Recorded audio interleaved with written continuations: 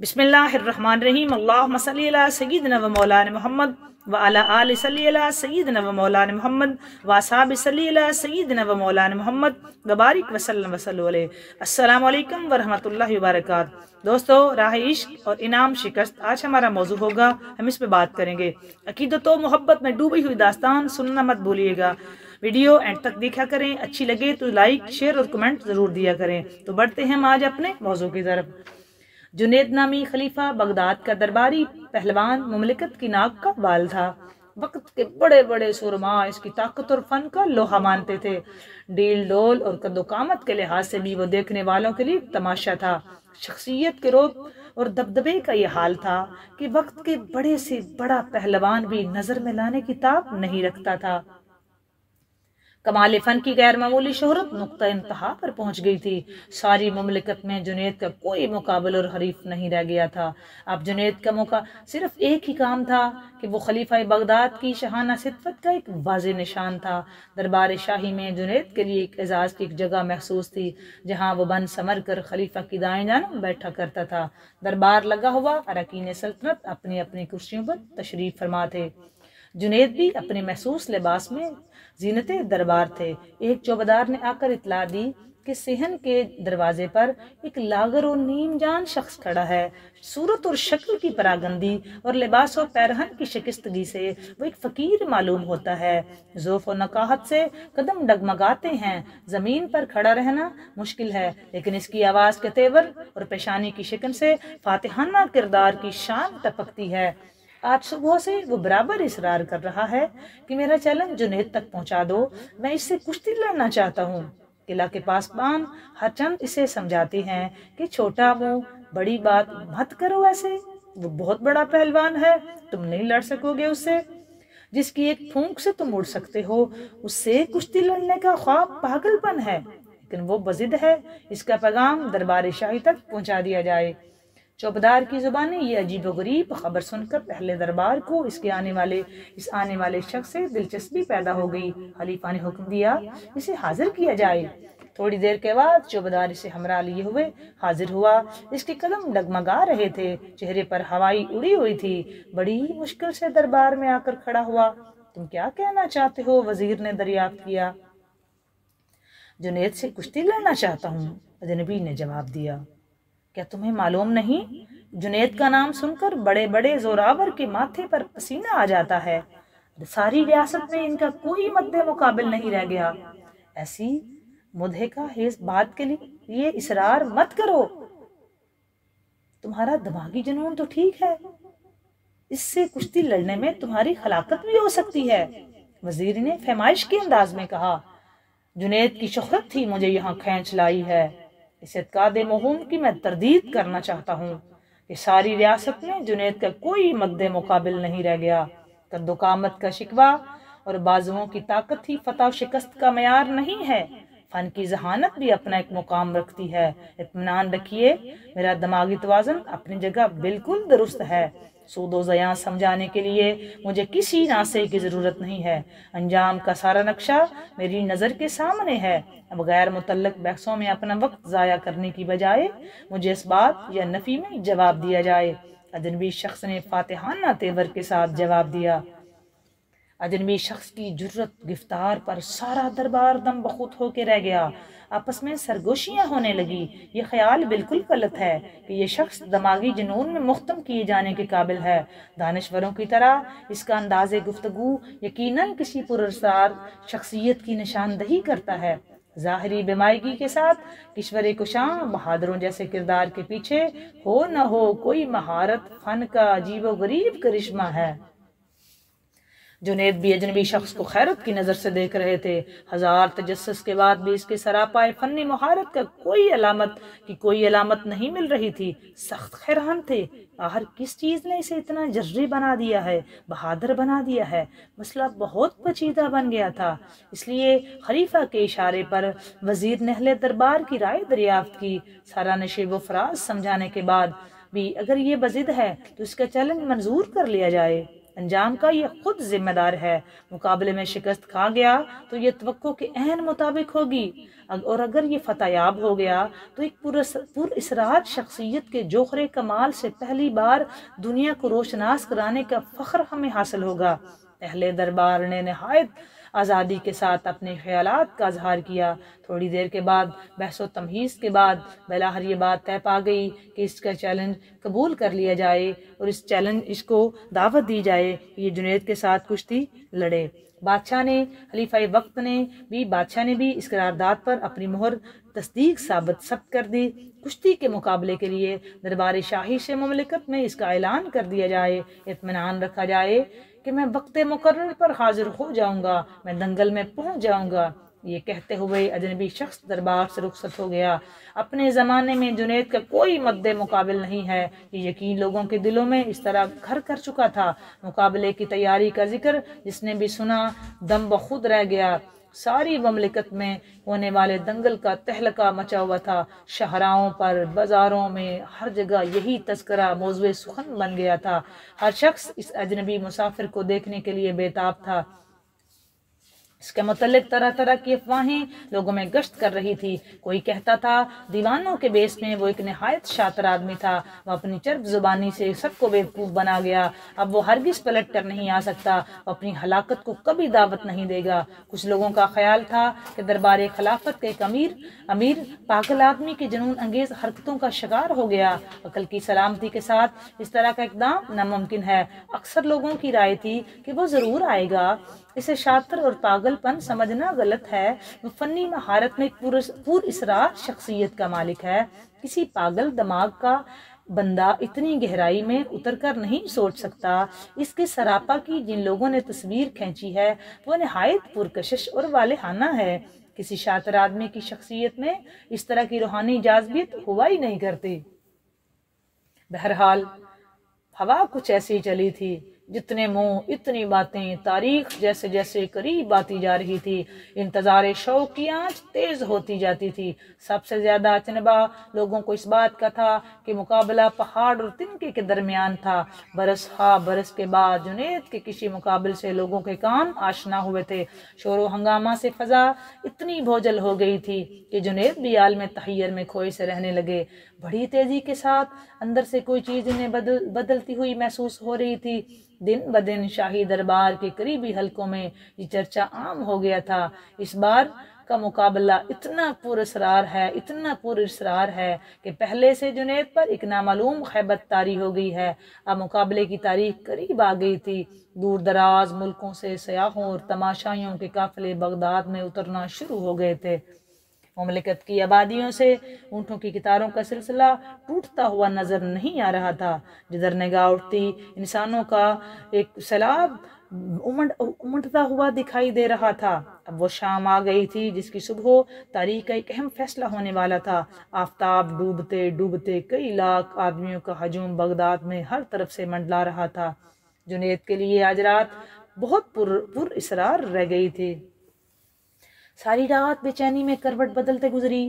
اپنے زمانے کا مانا ہوا سورما آج نامعلوم طور پر دل کے ہاتھوں ڈوبتا جا رہا تھا، جس نے بڑے بڑے زوراوروں کا غرور پلک چپکتے خاک میں ملا دیا تھا۔ آج ایک نحیف اور ضعیف انسان کے مقابلے میں وہ ہزار اندیشوں کا شکار ہو گیا تھا۔ دربار شاہی کے ناموس کے علاوہ اپنی عالمگیر شہرت کا سوال بار بار سامنے آ رہا تھا۔ اس اجنبی شخص کے متعلق رہ کر دل میں یہ خلش پیدا ہو رہی تھی کہ اس کے فاتحانہ تیور کے پیچھے کوئی نہ کوئی طاقت ضرور ہے۔ دل کے یقین کے آگے جسم کی ناتوانی کوئی چیز نہیں ہے۔ مانوی کمالات اور نادیدہ قوتوں کا کوئی مخفی جوہر ضرور اس کی پشت پناہی میں ہے، ورنہ کسی تہی دست و بے پایا انسان میں یہ جرت و کردار کبھی نہیں پیدا ہو سکتا۔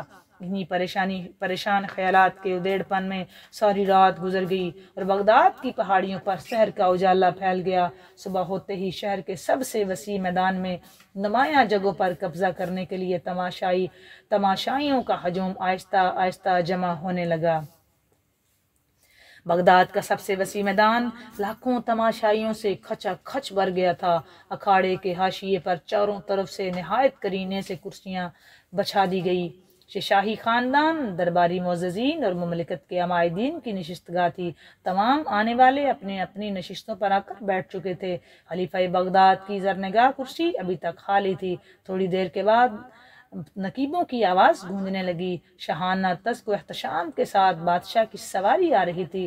درباری خدام سروں پر کلگیاں لگائے، کمر باندھے، راستہ صاف کرنے میں مصروف ہو گئے۔ خدام و حشم کے ساتھ حضرت جنید بھی بادشاہ کے ساتھ تشریف لائے۔ سب آ چکے تھے۔ اب اس اجنبی شخص کا انتظار تھا جس نے چیلنج دے کر سارے علاقے میں تہلکہ مچا دیا تھا۔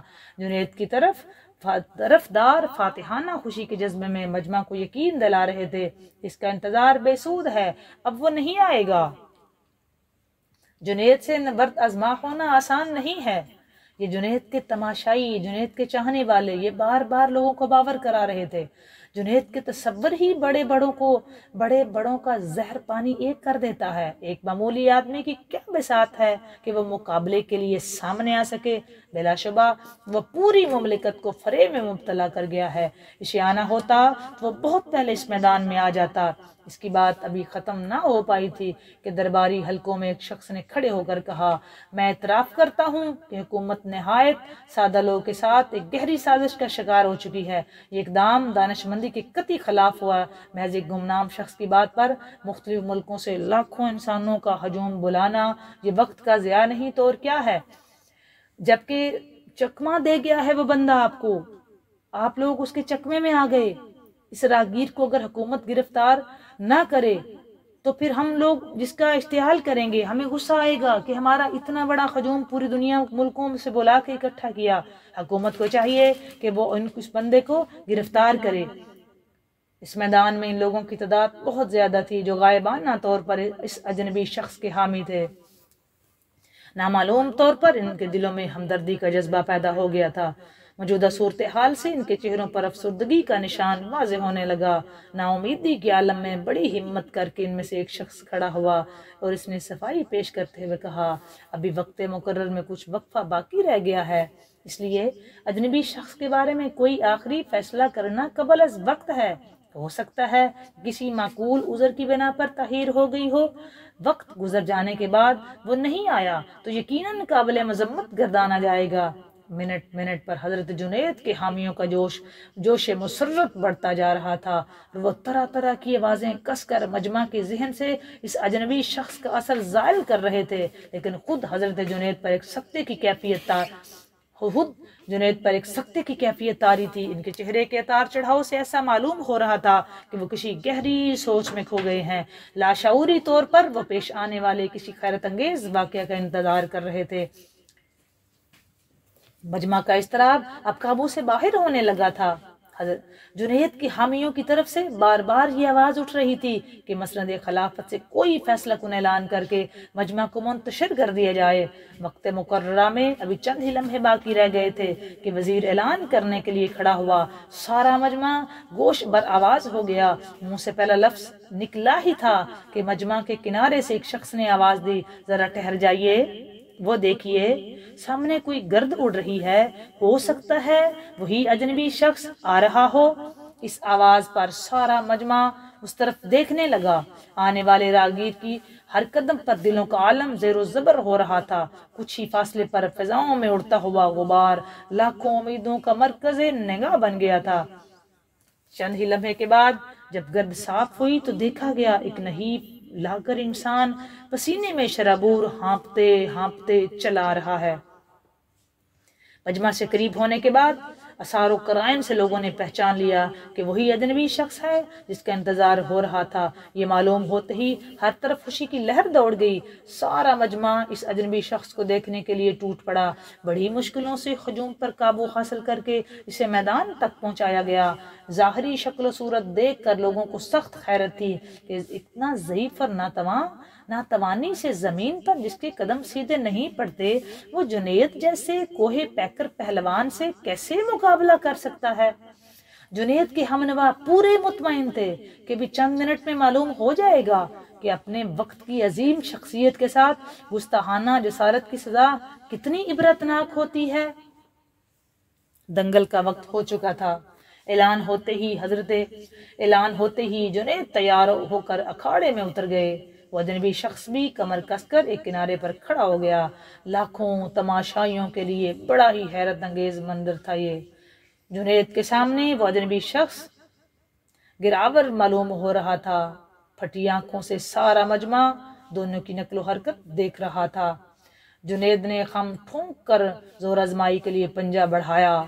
اس اجنبی نے دبی زبان میں کہا، کان قریب لائیے، مجھے آپ سے کچھ کہنا ہے۔ کان قریب لائیے، مجھے آپ سے کچھ کہنا ہے۔ نہ جانے اس آواز میں کتنا سحر تھا۔ سنتے ہی جنید پر ایک سختہ طاری ہو گیا۔ اچانک پھیلے ہوئے ہاتھ سمٹ گئے۔ کان قریب کرتے ہوئے کہا، فرمائیے۔ اجنبی کی آواز گولگیر ہو گئی۔ بڑی مشکل سے اتنی بات منہ سے نکل سکی۔ جنید، میں کوئی پہلوان نہیں ہوں۔ جنید، میں کوئی پہلوان نہیں ہوں۔ زمانے کا ستایا ہوا ایک آل رسول ہوں، سید ہوں۔ سیدہ فاطمہ سلام اللہ تعالی علیہ کا ایک چھوٹا سا کنبہ کئی ہفتہ سے جنگل میں پڑا ہوا فاقوں سے نیم جان ہے۔ سید زادیوں کے بدن پر کپڑے بھی سلامت نہیں ہیں کیونکہ وہ گھنی جھاڑیوں سے باہر نکل سکے۔ چھوٹے چھوٹے بچے بھوک کی شدت سے بے حال ہو گئے ہیں۔ ہر روز صبح یہ کہہ کر شہر آتا ہوں کہ شام تک کوئی انتظام کر کے واپس لوٹوں گا، لیکن خاندانی غیرت کسی کے آگے منہ نہیں کھولنے دیتی۔ گرتے پڑتے بڑی مشکل سے آج جہاں تک پہنچا ہوں۔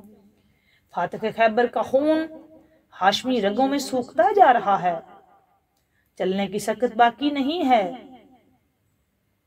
شرم سے بھیک مانگنے کے لیے ہاتھ نہیں اٹھتے۔ میں نے تمہیں صرف اس امید پر چیلنج دیا تھا کہ آل رسول کی جو عقیدت تمہارے دل میں ہے، آج اس کی آبرو رکھ لو۔ جنید، آج اس کی آبرو رکھ لو۔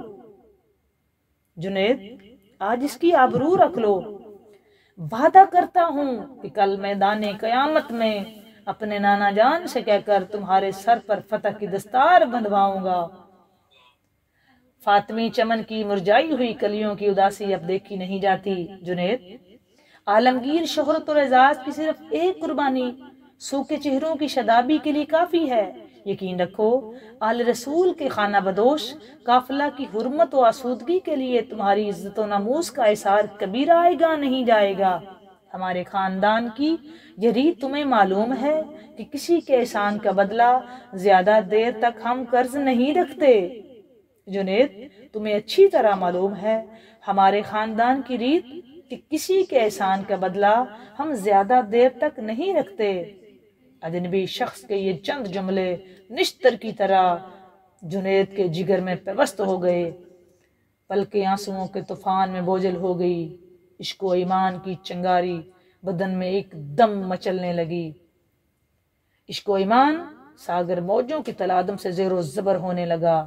آج کونین کا سرمدی اعزاز سر چڑھ کر جنید کو آواز دے رہا تھا۔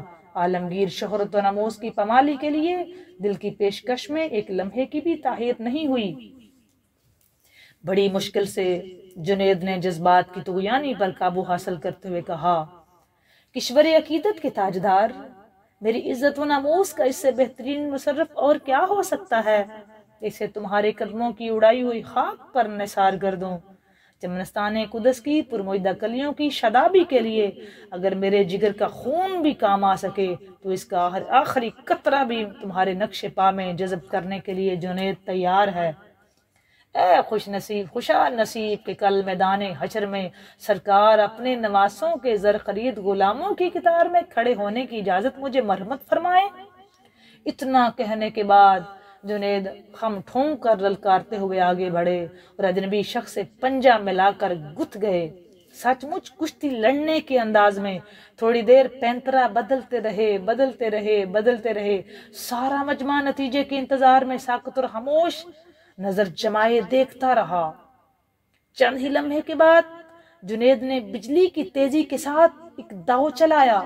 آنکھیں کھلی تو جنید کی حامیوں کے نعرہ ہائے تحسین سے میدان گونج اٹھا۔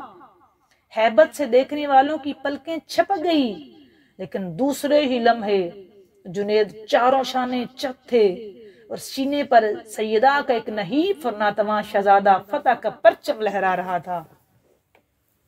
जुनेद की फातिहाना जिंदगी का नक्शा देखने वाली आंखें इस हैरत अंगेज नजारे की ताब ना ला सकी।